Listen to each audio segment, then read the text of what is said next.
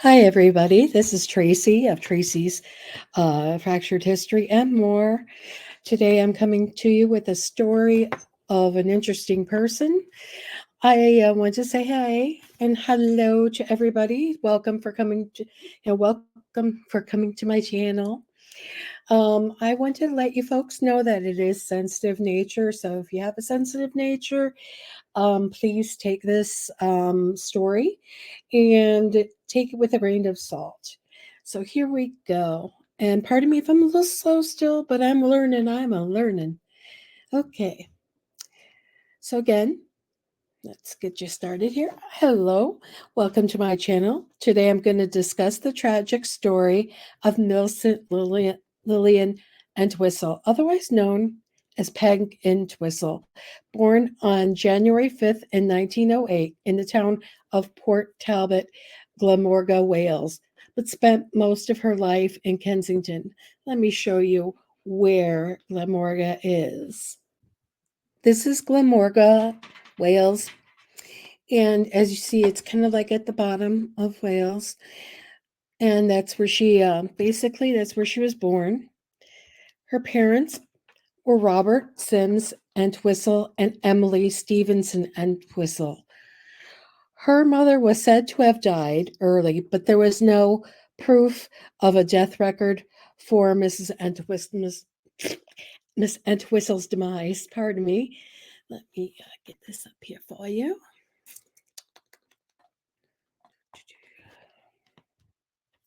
Okay, sorry about that, folks. I just had to do a small little ditty here. Okay, in a coincidence, Robert Entwistle had a will and testament written on December 15th of 1922, which reads, Millicent Lillian Entwistle's is the daughter of my first wife with whom I've divorced, and the custody of Lily, said daughter, to be at any time in the custody or control of her said mother. Kind of interesting that her mother wouldn't want to, he didn't want her mother to be with him. For all intents and purposes, that was his daughter. She and her two brothers, they were half brothers, and father moved to the United States in 1916 aboard the or SS Philadelphia. But their family that was already here stated that they came over in 1930, early spring. The family settled in New York City. In 1922, Robert Entwistle was a victim of a hit and run on Park Avenue. And unfortunately, he met his demise back then. She moved her two brothers, or her two half brothers, into her uncle's home. Her uncle was known as a Broadway manager and a manager of actor Walter Hampton. And let me pull the other picture up. Pardon me. Let me put you on pause and I'll be right back. Thank you. And in 1922, Peg Entwistle attended Henry Jewett's repertory at the Huntington Theater in Boston, Massachusetts later. She became one of Jewett's players, and the Jewetts were also gaining national attention as a repertory stage play characterization unit. Walter Hampton gave Peg Entwistle, as she is no longer going to be called in my story as Peg, an uncredited role as a walk-on alongside Ethel Barrymore of the Barrymore fame. I think Drew Barrymore would be like her great-great-granddaughter, if I'm not mistaken, but somebody out there, you might want to clear me up on that. But yes, she's a part of that major family that was known for acting back in the day. Let me move on here. Just making sure my thing's working. At 17 years of age, she was given the part of Henvik in Ibson's play The Wild Duck in 1925. Little known fact, a young Betty Davis with her mother attended that performance. And Betty Davis told her mother she wants to be an actress just like Peg was. Blanche Yerka, fellow actress later sent a note to Betty Davis to play Henvick. And Betty Davis replied, ever since she saw Peg in The Wild Duck, instead, that's the moment Betty said she wanted to be, that she said Peg Entwistle was her inspiration to take up acting in the first place. In 1926, Peg was recruited by the New York Theater Guild. This was to be her first credited Broadway performance.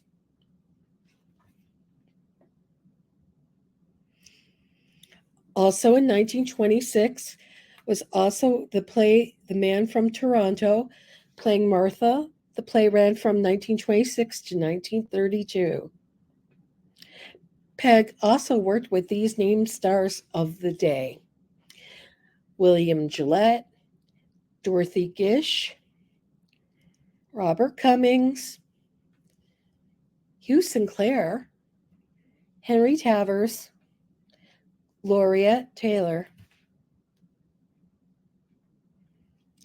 In 1927, her longest run was in the play Tommy, also starring Sidney Taylor. It had 232 performances. Ultimately, it was also the play that made her famous. Also in 1927, Peg also starred in The Uninvited Guest, which had a short run on 7 performances. She also played the Guild's Sherlock Holmes 2 years later. Peg was also known as a comedic actress, playing the ingenue. In 1929, she once told a reporter, I'd rather play roles that carry conviction. Maybe it's because they are the fastest and yet the hardest things for me to do. To play any kind of an emotional scene, I must work up to a certain pitch. If I reach this is my first work, the rest of the word lines will take care of themselves. But if I fail, I will have to build up the balance of the speeches, and doing this, the whole characterization falls flat. I feel like I'm cheating myself. Don't know there, don't know whether other actresses get the same reaction or not, but it does worry me. End quote. Performance Broadway was in the show was Alice Sit by the Fire in 1932, also starring Laureate Taylor. According to sources, states that Miss Taylor was an alcoholic who missed out on an evening performance, or missed out on many evening performances due to drinking, and eventually led to the performance closing. Peg, along with the other actors in the show, were compensated by a week's salary in lieu of the show's percentage of the box office gross, which was agreed to upon the show's opening.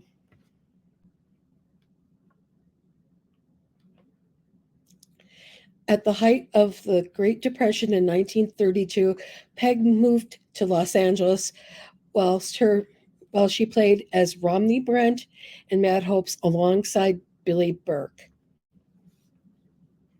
I think we all know who Billy Burke is. Billy Burke went on to become the infamous Glenda the Good Witch in The Wizard of Oz, starring Judy Garland in 1939. Mad Hope's was, Mad Hope's run was from June 4th, 1932, and it ran at the Belasco Theater in downtown Los Angeles, which the Los Angeles Examiner reporter, Miss Florence Flo, gave the play a favorable review. Pretty cool, huh? When Mad Hopes closed, Peg won her first and only credited movie role, called The 13 Women. Let me show you a picture of that. Let me get that up for you.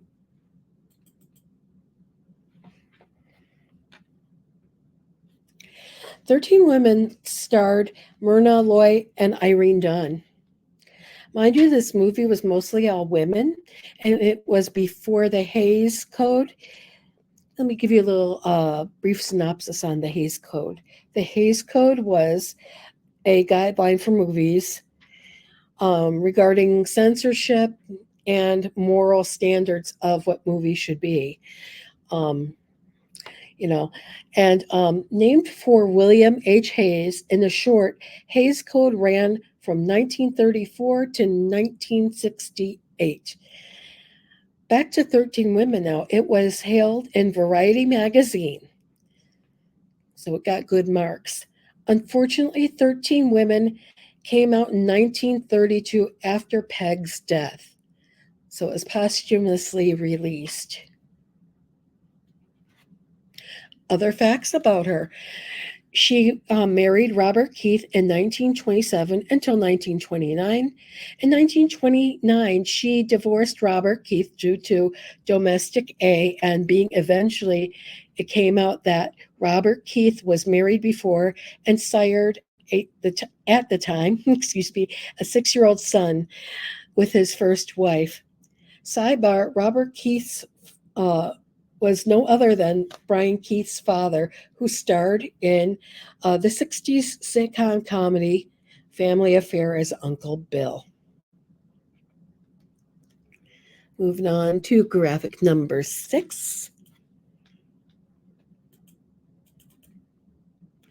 Come on, baby.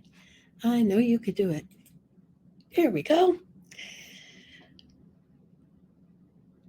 Okay, let me bring her up here so I know where I started and know where I left off. Just takes me a little time, like I said, because I'm still kind of newish. So let me get the facts together. Just be a second.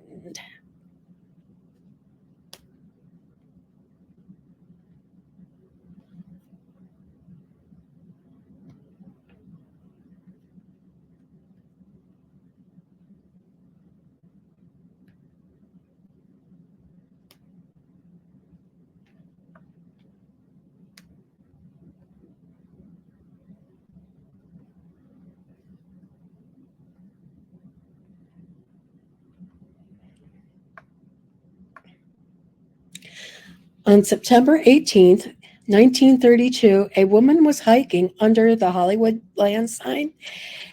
There, the hiker found a purse, shoe, jacket, and a Sioux note. Then she looked down the mountain and saw a body. Said the woman hiker she laid down the items she found on the steps of the Los Angeles Police Department. Later on, a detective and 2 radio officers found Peg in a ravine below the Hollywood land sign. It wasn't until her uncle identified her by a note she wrote with her initials on it, P.E. for Peg Entwistle. Her uncle linked it to her 2-day absence. Peg basically stated she was going to the pharmacy and then she was going to visit with some friends. Unfortunately, that was not meant to be. Police findings showed that Peg made her way to Mount Lee's southern slope and climbed the foot ladder of 550 feet onto the H on the Hollywood land sign, and then she jumped. Cause of her death was multiple fractures of her pelvis. Her Sioux letter read, I am afraid. I am a coward. I'm sorry for everything. If I'd done this a long time ago, I would have saved a lot of pain. Peg Entwistle. Peg Entwistle's death was also brought on a lot by the sensationalism by the general public. Moving on to picture number 7.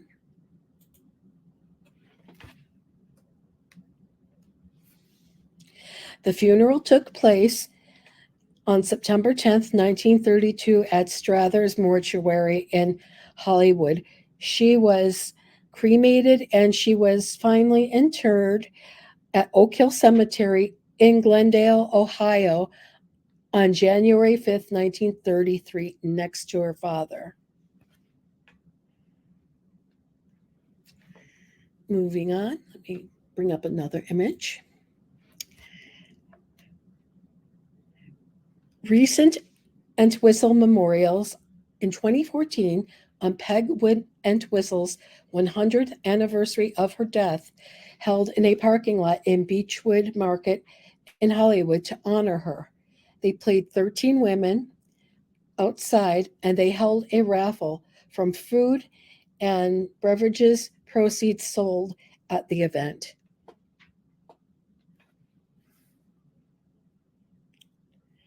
And it was to be sent to the American Foundation of Sioux Prevention.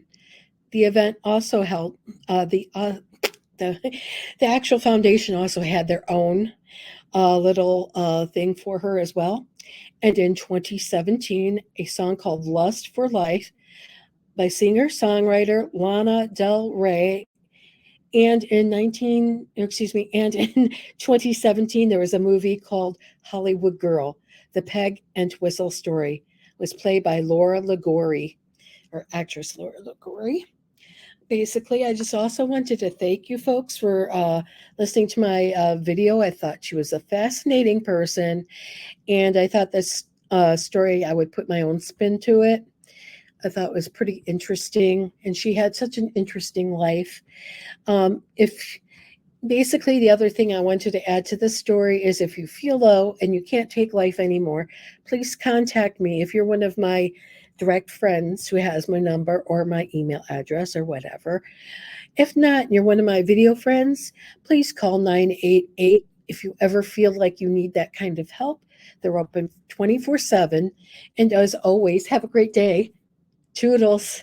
Bye-bye.